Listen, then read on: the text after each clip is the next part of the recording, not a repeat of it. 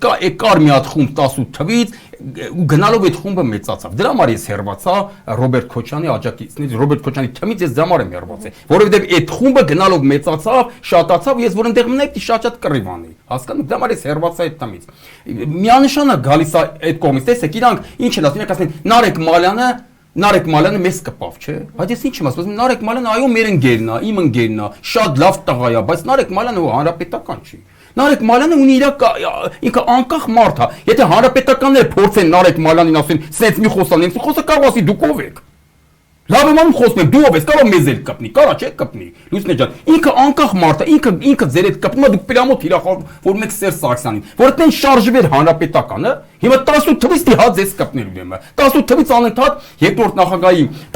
շրջապատից մարդիկ անընդհատ կպնում են Սերժին, չէ, բայց մենք հո չենք ասում, չենք դնում, մենք անձամբ ես 18 թվից անընդհատ կռվել եմ այդ խմբի հետ։ Հանրապետականներն էլ մնում մի հատ կարող պատասխանեին, մի հատ կարող արձագանքեին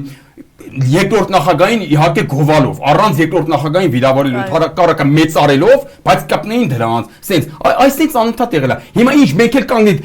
հանրապետականներ կանգնել թիրախավորել երկրորդ նախագահին, ասել դեն էլ ձեր շրջապատն է։ Նարեկ Մալյանը համեր ընկերն է, իր ցավը տանեմ, բայց Նարեկ Մալյանը որ խոսում է, դա չի նշանակում, որ Սերժ Սարգսյանն է խոսում, այդ է Շարմազանովը, Աշոտյանը, Զաքարյան Արտակը, Հայկ Մամիջանյան, Տիգրանը